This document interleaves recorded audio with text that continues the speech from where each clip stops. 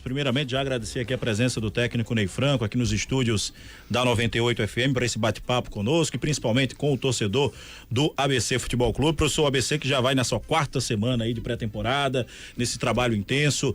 Claro que o ABC ainda precisa e necessita de preenchimento de algumas contratações, né? A gente tem nos bastidores as informações de que as contratações de fato estão encaminhadas, mas que faltam ainda detalhes para que sejam acertadas. Mas o ABC já fez 2 jogos treinos, né? Um contra o CG Esportes, venceu por 1-0, e esse último agora contra o Botafogo da Paraíba, onde ficou no empate em 0-0. Agora, numa oportunidade mais ampla, qual a avaliação que o senhor faz a respeito desses 2 primeiros jogos testes aí, visando a temporada 2025? Boa noite. Boa noite, Léo, Ismar, Cecília, Santos. Primeiramente, muito obrigado pelo convite, né, de estar aqui participando com vocês desse programa, né? E mais uma vez aproveitar para falar por nosso torcedor do trabalho que está sendo desenvolvido, né? Nós estamos aí, como foi muito bem colocado por Ismar, nós temos um compromisso importantíssimo, aliás, 2 compromissos logo no início da temporada, muito importante, né? No dia 5 e no dia 8, onde nós temos a obrigação de passar por 2 adversários, o primeiro já definido, que é o Maracanã, e depois esperar ali o confronto, mais um confronto para definir uma classificação para fase, né, de grupos da Copa do Nordeste, que é uma competição que tem um lugar especial no calendário, eu acho, de qualquer clube, né, nordestino. É uma competição que pegou, eu já tive a oportunidade de disputar essa competição com o Sport, chegamos na final em 2017, né, Sport Bahia, e a experiência foi boa e espero agora ter aqui uma competência, né, dirigindo o ABC, de, né, passar por fases e chegar também a uma final dessa competição. Mas para isso a gente precisa, no dia 5 e 8, ter uma equipe montada, e o nosso planejamento, ele está todo montado para o mês de janeiro, para essa competição. Nós estamos em pré-temporada. Em pré-temporada, como vocês sabem, né, você prioriza ali o trabalho físico, mas nós tivemos que antecipar trabalhos táticos, já colocar jogos amistosos, aliado a isso, montando uma equipe, né? O clube, ele passou por uma eleição agora. Esse momento de eleição do clube atrasou as contratações, atrasou o clube ir ao mercado para contratar, e agora a gente teve que ir com a maioria dos jogadores já empregados, né? Mas a gente está numa disputa, nós já conseguimos aí montar, né, entre aspas, a cozinha da equipe. Nós já estamos com a parte defensiva da equipe já montada, né? Logicamente que ainda há espaço para novos jogadores, mas já é um setor da nossa equipe que já nos dá uma tranquilidade para passar por esses 2 jogos. E agora estamos no mercado, né, buscando atletas de ataque do meio para frente, e dentro disso, das perspectivas dessa semana, de apresentar novos atletas para o clube, né? Então nós estamos nesse momento de preparar a equipe, mas ao mesmo tempo recebendo atletas. Lembrando que nós estamos pegando atletas que estavam disputando aí Série C, né? Jogadores que estão aí 2, 3 meses parados. Então existe uma preocupação muito recorrente ao que a gente tem que fazer para esses 2 primeiros jogos. Então, mês de janeiro a gente já começa assim, né? Já na berlinda ali. Ney, se esse processo, por exemplo, de contratações de jogadores do meio para frente, você falou na cozinha, a gente poderia mencionar a sala de visita, não é? Que seria a linha de frente, meio campo em diante. Se isso não se resolver e decidir esta semana, não fica muito em cima, o processo não vai ser muito atropelado? Não, o processo, ele já está em cima, né? Mas me cabe como treinador encontrar soluções para que a equipe ela possa passar por esses 2 jogos e conseguir uma classificação. E uma dessas soluções, além de estar no mercado, né, trazendo alguns atletas, né, eu já estou trazendo da base algumas opções que a gente tem, né, a gente criar uma situação para que a gente possa passar por esses 2 jogos aí. Então, hoje existe, né, agora com o Eduardo como presidente e a chegada do Agnello como executivo do futebol, né, nós já estamos atuando no mercado, né, hoje eu já passei para vocês, né, e durante o dia não era nem para ter passado, né, a chegada de um atacante, né, mas eu creio que até o final de semana aí, né, embora esteja próxima ou no início da próxima semana, a gente possa aí, né, ter no elenco outros atletas para nessa mesma linha. A estrutura tática que foi implementada contra o Botafogo já seria parte dessas soluções que você menciona? Sem dúvida, é aquilo que eu falo, né? Em alguns momentos eles perguntam ao treinador qual a forma que você gosta de jogar. O treinador brasileiro, ele tem que se adaptar ao que ele tem, né? Então hoje nós temos uma equipe que ela, para início de temporada, ela está desenhando para trabalhar com 3 zagueiros, né? Pode ser 3 zagueiros mesmo, né?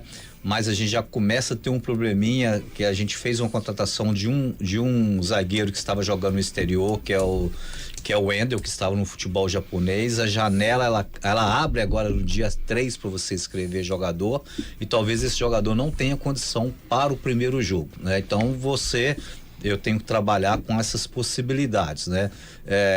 E dentro dessa possibilidade, né, com o Wendel se cria uma possibilidade real de jogar com 3 zagueiros. Sem ele, talvez a gente volta para uma linha de 4, e a gente já está trabalhando durante a semana. Temos mais 2 jogos treinos, inclusive o próximo na segunda-feira. Então acho que aí a gente já começa realmente no próximo jogo treino, realmente dar uma cara da equipe que estreia, né, contra o Maracanã, né? Então a gente eu estou trazendo todas as experiências como treinador na montagem de equipe para que a gente possa colocar a melhor equipe em campo no dia 5 com as melhores peças que você conta com a recuperação de Adeilson? Sim. O Adeilson hoje, conheci esse atleta aqui e vi muito material dele, me chamou muita atenção nos treinamentos. Essa semana ele teve, né, um problema muscular, é um problema que não é um problema sério, né? E hoje já fez um trabalho forte. Eu acho que até segunda-feira a gente já tem esse jogador, né, trabalhando a parte tática comigo. Né, e como o senhor e a diretoria têm lidado com a pressão do torcedor alvinegro, né? A gente falou aqui que tem um confronto muito importante logo no início de 2025 contra o Maracanã, e o torcedor está cobrando contratações. Como vocês têm lidado com isso, vendo que tem uma decisão logo no início do ano? Olha, a pressão do ABC, ela já começa logo no início. É um primeiro jogo que a gente não pode tropeçar, né? E a gente tem que ter esse controle da ansiedade, dessa pressão, né? A gente entende, né, a ansiedade e a cobrança do torcedor, né? Não só dentro da Copa do Nordeste, no próprio campeonato estadual, né? Então a gente tem o arquirrival que é bicampeão, e a gente tem que quebrar essa hegemonia, né? A gente respeita o nosso adversário, e inclusive respeitamos muito as equipes, né, que vão participar do campeonato estadual, tendo em vista, né, que ano passado, né, a nossa equipe ela não chegou à final. Então é uma competição que a gente vai ter muito cuidado, né? Então a gente já começa essa temporada com cobrança, né? E a gente né, a gente tem que ter casca para enfrentar essa cobrança, mas desenvolvendo isso com muito cuidado com os nossos atletas, né, dando um caminho primeiramente de treinamentos com qualidade para que a gente possa corresponder depois dentro de campo. Ô professor, você tem dito que na sua coletiva de apresentação você destacou que gosta muito de ter aquele homem de referência, né? Gosta de ter também aquele meio-campista que é aquele cara que tem o estilo de camisa 10, mas se voltando para esse cara de referência, o mercado, como você mesmo citou aqui nessa entrevista, ele tem muitos jogadores já empregados e ele vai ficando muito aquecido, né? Não sei se você pode pontuar a respeito da situação do Salatiel, né? Entrou um clube paulista na jogada a respeito, né, de tentá-lo, levá-lo para o futebol paulista. O ABC ainda, de fato, tenta a chegada do Salatiel, o ABC ainda monitora ou de fato o Salatiel estaria descartado? Olha, hoje eu não posso falar das movimentações que estão tendo em termos de contratação, porque hoje em dia o futebol ele está assim muito competitivo. Em alguns momentos você fala de um jogador, esse jogador de repente ele não está no mercado ou está um pouco escondido. É só de falar que você quer isso, vaza, você já tem uma concorrência. Então eu prefiro, né, nesse momento, o certo é o seguinte: desde o meu momento da entrevista eu falei com vocês como que eu gosto de armar a minha equipe. Minha equipe, geralmente, nas equipes que eu gosto, é uma linha de 4 ali, com 2 volantes, um meia e um atacante de referência com 2 atacantes de lado. E hoje eu não tenho nem esse meia e não tenho nem esse atacante de referência. Isso significa que eu não tenho como armar a minha equipe da forma como eu gosto de jogar. E espero, né, até a nossa estreia, a gente ter os jogadores com essa característica. Ô Ney, você é um treinador conhecido de sempre apoiar, né, o pessoal da base, de colocar na equipe profissional os jogadores que estão iniciando.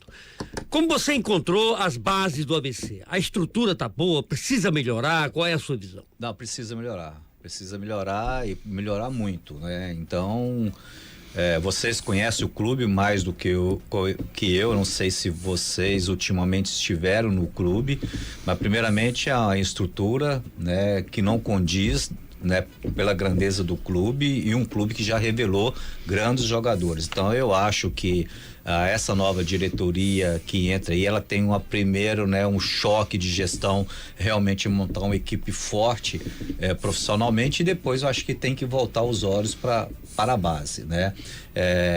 Então a gente sabe que é uma equipe que ela pode oferecer, né, mais condições para os seus atletas de base para vir treinar, né? E também ampliar, né, o número das suas categorias, né? Porque hoje a gente sabe que o futebol brasileiro, ele é totalmente dependente das categorias de base, né? Primeiramente para atender a parte técnica e também atender na parte econômica, né? Então eu acho que o ABC ele tem na região, né, uma possibilidade real de captação de atletas e preparar esses atletas e oferecer, né, atletas com qualidade para a equipe principal. Então eu acho que o Eduardo já, né, a gente já conversou sobre isso, né, no momento certo, né, eu acho que tem que realmente cuidar com mais carinho da categoria de base do clube. Ney, vocês já fizeram 2 jogos treino, né? Contra o CG Esportes e também no último final de semana contra o Botafogo da Paraíba. Qual sua visão sobre esses jogos treino? O Botafogo da Paraíba, uma equipe que chegou até a segunda fase da Série C do Campeonato Brasileiro, bateu na trave, vocês empataram em 0-0. Fala da sua visão do que foram esses jogos treino. Eu considero muito o segundo jogo. O primeiro jogo, praticamente a gente estava trabalhando fisicamente, a gente praticamente montou uma equipe para jogar sem treinamento tático. O segundo jogo já teve esse trabalho tático, né?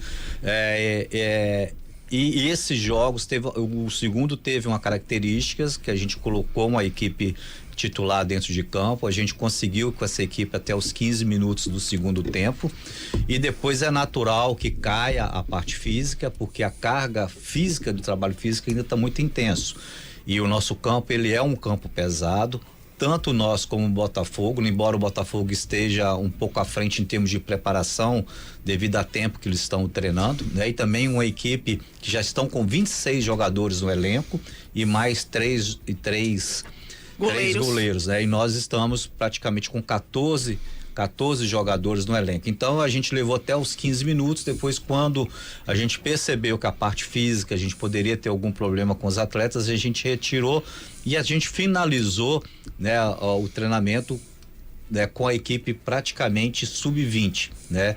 Tirando o Islam, que terminou o jogo, os outros atletas todos eram jogadores do sub-20, né? Mesmo assim, a gente fechou o trabalho, né, no empate de 0-0. O que eu tiro disso é que esse confronto nos deu, né, a possibilidade de ver essa equipe nossa com 3 zagueiros, né? Nós temos um ala direito, né, que o Rocha, que ele evolui mais jogando com três atacantes, ele é mais ofensivo, né? O próprio Manuel jogou um pouquinho pelo setor do meio de campo, a gente usou, né, o Lucas Sampaio como ala, né? Utilizamos os 3 zagueiros que foram contratados, que foram muito bem no jogo, né? No próximo final de semana a gente já tem a possibilidade de utilização do Felipe, também goleiro que chegou, né? Então eu acho que o amistoso, né, ele começou a nos dar um norte para o trabalho, né? Embora a gente já saiba que um desses jogadores que jogou, que foi o Wendel, possivelmente não terá condição para o primeiro jogo. O Wendel que também joga como lateral esquerdo, não é isso, professor? O Wendel ele dá essa opção de zagueiro, né? Ele é um zagueiro canhoto e também já jogou de lateral esquerdo. Ainda a respeito dessa questão do homem de referência, o ABC dispõe hoje no elenco do jogador que é o Alisson. E ultimamente, nos últimos anos, se viveu um certo tabu. O Alisson tem uma preferência de atuar pelo lado de campo, né? Há quem diga também que o Alisson poderia já começar a mudar um pouco da sua posição, justamente pela questão da idade, né? Da questão do ritmo, que não é o mesmo. Como é que você avalia o Alisson nessa pré-temporada, né? A gente sabe que é um jogador muito dedicado na questão dos treinamentos, tudo mais. Como é que você avalia o Alisson hoje e qual seria, na sua visão, a melhor posição para se utilizar o jogador? Eu também entendo que o Alisson não é esse jogador para jogar de costa, que é o 9, né?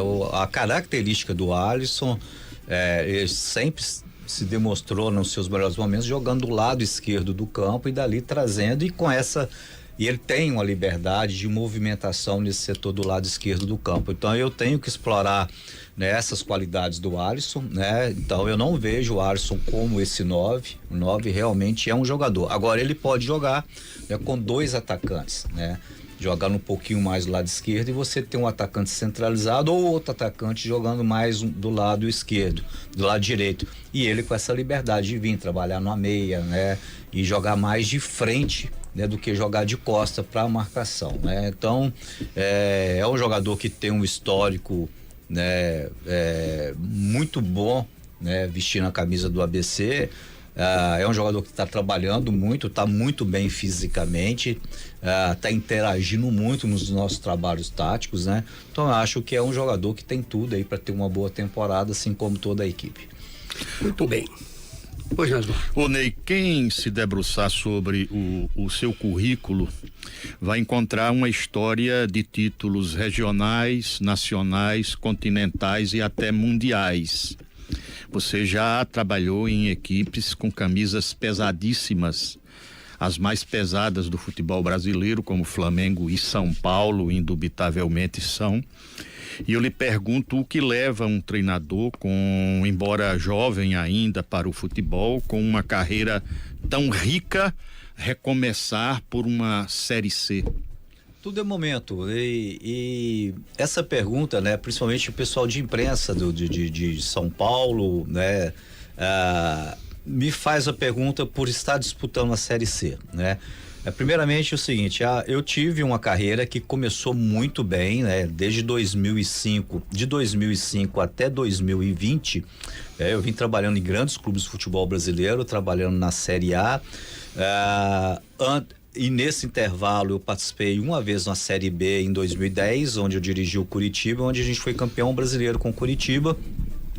Foi minha primeira experiência na Série B.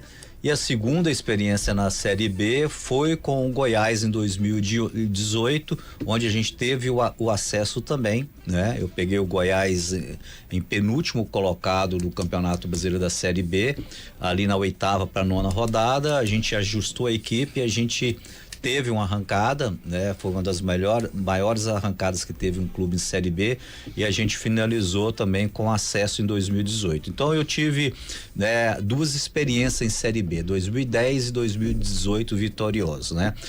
Mas eu tive uma sequência de carreira, assim, desde quando eu fui pro Flamengo em 2006, de 2006 até 2015, sempre rodando por os clubes de Série A do futebol brasileiro, com exceção de 2010 do Curitiba, né? Passando pelo trabalho de seleção de base, e onde eu cheguei em 2015, que eu, por opção, né, pessoal, como minha família, eu optei para ficar o ano de 2016, dar uma parada, e dessa forma eu mudei para os Estados Unidos com a minha família. Tínhamos um projeto de ficar apenas um ano lá, mas esse projeto se estendeu, a minha família acabou ficando 5 anos, E depois de 2016, em 2017 eu retornei ao esporte, né? E comecei a ter uma carreira no esporte, do esporte saí, voltei para os Estados Unidos, 2018 volto para o Goiás e a gente consegue o acesso. Final de 2018, por opção, eu não renovei com Goiás, voltei para os Estados Unidos. 2019, o Goiás na Série A começou a ter problemas, eu retorno, a gente recupera a equipe dentro da Série A e terminamos a Série A em 10º colocado, colocando o Goiás dentro de uma Sul-Americana. E em 2020, né, o trabalho do Goiás não dá certo, a gente teve uma eliminação na Sul-Americana. Em 2020 tivemos o problema da pandemia, em 2020, que foi um ano muito difícil, né? E eu saí do Goiás dentro de 2020 na Série A, depois da terceira rodada do Brasileiro, porque eu fui envolvido em um problema político do clube num ano de eleição, né? E a gente teve um certo desgaste e eu saí do Goiás por questões políticas. E no mesmo ano assumi o Cruzeiro, né, dentro de uma Série B. Foi um ano muito difícil do Cruzeiro também, da pandemia. Um clube estava com muitos problemas financeiros e acabei também não tendo uma boa temporada. Em 2022, por opção, a minha família voltou dos Estados Unidos, eu por opção não trabalhei. Em 2023, eu tentei voltar no mercado de Série A, onde foi um ano que a gente começou o Campeonato Brasileiro com 12 treinadores estrangeiros. Então, em 2023, quando existia a concorrência, como existe até hoje, do treinador estrangeiro, o mercado brasileiro abriu, né? E eu fiquei esperando o momento de voltar numa equipe de Série A, não voltei. Tive algumas sondagens de equipe de Série B, não peguei. E esse ano, 2024, optei por voltar, primeiramente um projeto do Joinville que não deu certo, e eu saí do Joinville porque eu estava negociando uma saída para fora do país. No meio dessa negociação eu tive a sondagem do ABC e eu não tive um acerto financeiro para ir para fora do país, e no convite do ABC eu analisei as competições que a equipe tinha na temporada e acho que é uma grande oportunidade. Conversei com algumas pessoas que já trabalharam por aqui, entre essas pessoas o Geninho, que tem uma história enorme aqui dentro do clube, né? E peguei informações sobre o clube, sobre a cidade, sabia da questão política, né? Antes da eleição, né? Mesmo tendo contato a negociação com o Bira, teve a ligação do Eduardo comigo, que falou que se ganhasse, queria que eu ficasse dentro do clube, né? Essa transição foi muito bem afinada com o Bira, com o Eduardo. Então isso me deu a tranquilidade de aceitar, né? E saber, eu sei, né? Assim, conhecendo a profissão, que um trabalho bem realizado aqui no ABC, né, além de colocar esse trabalho de novo no currículo, né, me abre portas de novo, né? Eu poderia ter ido para fora, era para Indonésia o convite, mas eu quero, né? O meu mercado é um mercado brasileiro, quero reabrir, eu quero voltar, eu sei a prateleira que eu posso estar dentro do futebol brasileiro, e aqui para mim é uma oportunidade, né, de recomeçar, recolocar meu nome aí de novo entre os grandes treinadores do futebol brasileiro, e estou muito motivado para isso. Para não perder a oportunidade, como você avalia essa chegada da Legião Estrangeira? Você mencionou aí a ocupação de 12 espaços, acho que quase todos na principal divisão do futebol nacional. Eu acho que a gente tem dois temas importantíssimos em relação a estrangeiro. Primeiramente, eu sou aberto, eu comungo com a opinião que eu acho que o mercado ele tem que ser aberto. A única reclamação que eu faço como treinador brasileiro é que a nossa licença Pro da CBF, ela não é reconhecida lá fora. Não habilita na Europa. Exatamente. Então, o que eu acho é injusto. E lá fora, quando vem para cá, em alguns momentos as pessoas nem têm a licença de lá e nem daqui. Não tem, por exemplo, não tem relação com o curso da CBF. Porque, por exemplo, se o sujeito pegar a licença da AFA, ele trabalha em qualquer lugar do mundo. Ocorre que o curso da AFA tem a duração de 2 anos, não é? O curso da CBF em módulos você faz em 15 dias. Uhum. Mas não é. A questão toda da AFA é o seguinte, porque a AFA, o grande problema. AFA, Associação Argentina de Futebol. A grande questão do futebol brasileiro é que o nosso curso ele é um curso muito recente. Né? Se você virasse há 15 anos atrás, um garoto de 18 anos chegasse perto de você, ô Ney, como que eu faço para ser treinador de futebol brasileiro? Há 18 anos ou 15 anos atrás não tinha, ou você era um ex-atleta, ou você saía da escola de educação física, eram as duas maneiras de você se tornar treinador. No meu caso, eu saí, né, da escola de educação física, primeiro como preparador físico, entrei no Atlético Mineiro e depois, né, tive no Cruzeiro, na base do Cruzeiro, a oportunidade de me tornar treinador e me formei ali na base do Cruzeiro. Agora não, agora você tem um caminho, né? Então o nosso curso, ele é um curso muito recente, na Federação Argentina já é um curso muito antigo, né? Então antes da UEFA, né, ter aí os parâmetros para definir quem trabalha lá, o profissional argentino já estava dentro desse mercado, né?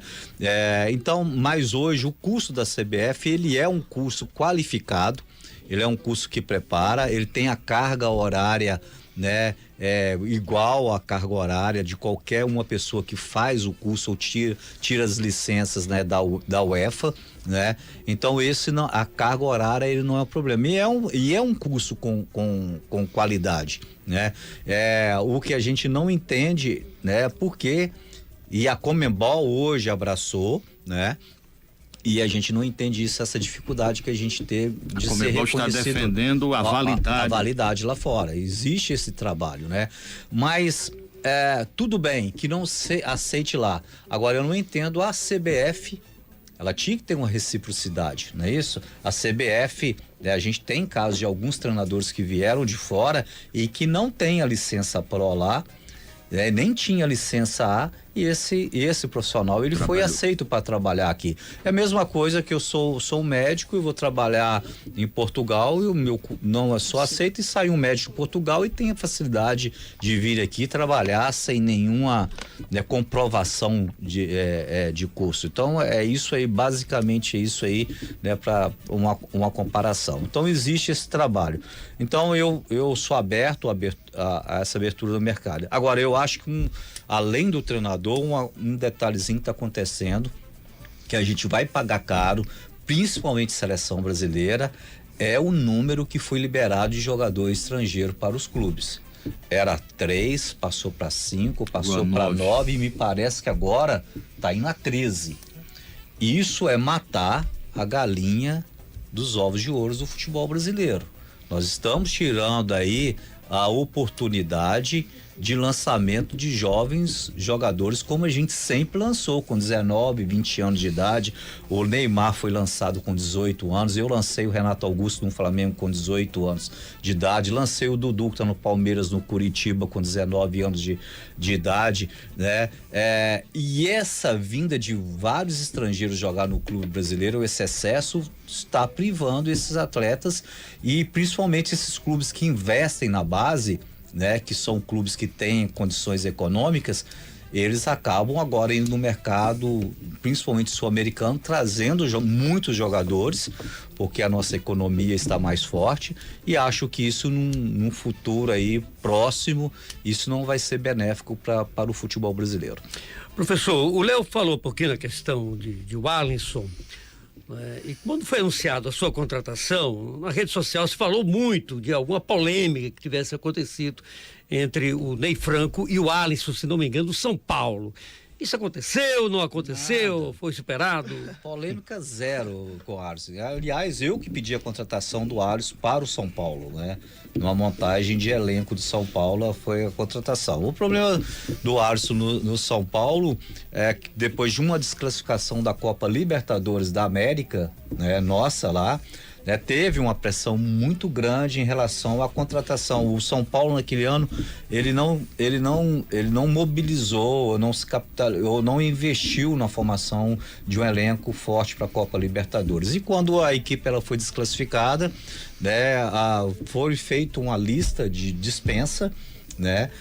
E o Alisson estava nessa lista de dispensa, né? Mas eu nunca tive nenhum atrito com o Alisson, né? Depois eu tive um outro momento que eu encontrei com o Alisson, foi no Coritiba, mas já cheguei em 2015, o Alisson já estava conversando com outro clube para sair. Me lembro quando eu cheguei no Coritiba, ele já estava inclusive trabalhando separado, chamei para conversar, mas ele já estava com a cabeça em outro clube, né? E ele foi liberado para ir para outro clube, se não me engano foi para Santa Cruz, saiu do Coritiba e foi para o Santa Cruz. Mas assim, não tenho problema nenhum com o Alisson, pelo contrário, todas as experiências que eu tive com o Alisson dentro de campo, em treinamento, foram super positivas, como está sendo agora aqui no ABC. Professor, eu sei que você não pode trabalhar com nomes ainda, mas para tranquilizar esse torcedor do ABC Futebol Clube, você tem um número de quantos jogadores encaminhados o ABC já tem? Nós estamos trabalhando aí na faixa de 6 a 7 contratações ainda, para ver se essas contratações acontecem agora ainda, né? No final de semana ou na próxima semana. Né, e vendo esse jogo contra o Botafogo da Paraíba, esse jogo treino, qual você acha que é a maior carência do ABC hoje? A parte ofensiva. Eu acho que, como eu falei anteriormente, eu acho que ali atrás a gente está com muitas peças, né, para montar a equipe e reposição também, né? Eu costumo falar que no futebol marcar é mais fácil, né? Você montar equipes defensivamente ela é mais fácil, né? Agora, ofensivamente você precisa do talento, você precisa de opções, né? E atrás dessas opções que a gente está indo no mercado. Professor, quando se faz treinamentos, né, táticos, é até compreensível se fechar treinamento. Agora, treinos, está se tornando até não é privilégio do ABC, mas não seria um certo exagero a imprensa não poder comparecer, não poder acompanhar, e o torcedor também? Não fica faltando empatia do clube com o seu torcedor? Ou hoje há realmente essa necessidade? Olha, na realidade é o seguinte, o clube está passando por um processo também no estádio de liberação para a torcida, né? Me parece que nos 2 próximos jogos essa possibilidade já está sendo estudada, de liberação, tá?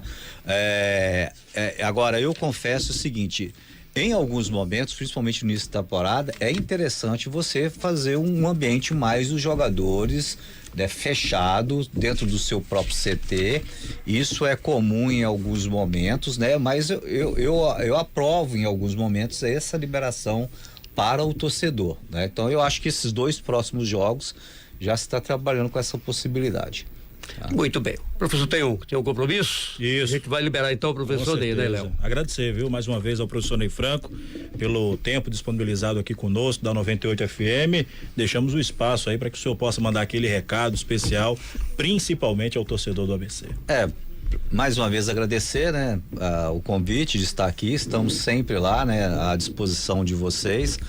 Eu acho que o mês de janeiro a gente começa a maratona de jogos, né? São 8 jogos em janeiro, mais 8 ou 9 jogos, se não me engano, em fevereiro, inclusive com a estreia na Copa do Brasil no dia 12.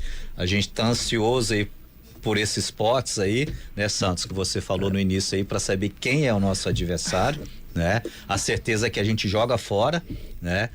E não vai ter refresco. A partir do dia 5, domingo, quarto, domingo, aí o torcedor já vai também ter jogo pra caramba, né? Aí a gente quer realmente o torcedor no nosso campo, que vão ter uma sequência aí de jogos, que logicamente que vai ficar muito bem atendido o nosso torcedor e a imprensa também, principalmente a imprensa local. O que não vai faltar é material pra gente conversar aí sobre mais futebol. do que nunca vai precisar de time e de reposição, né? A gente precisa de time de reposição, exatamente, né? E vocês são experientes no futebol, vocês sabem que você já começar uma temporada jogando e recuperando o atleta, né? E os jogos hoje são jogos muito intensos, né? E aqui tem uma particularidade, né? Além do calor, o nosso campo, ele é um campo muito pesado. Se você for olhar qualquer jogador, né, que vem jogar aqui sempre sai desse jogo do campo muito estafado, né? Então a gente tem que ter muito cuidado com o nosso atleta, principalmente, né, ter o estímulo e depois ter recuperação desses atletas, né? Mas eu tenho certeza que a gente vai ter a competência aí para montar um elenco qualificado e preparar esse elenco aí, para essa sequência de jogos que a gente vai ter. Professor, muito obrigado e boa sorte. Obrigado, Santos. Eu que agradeço aí, tá? E me coloco sempre à disposição para falar com vocês.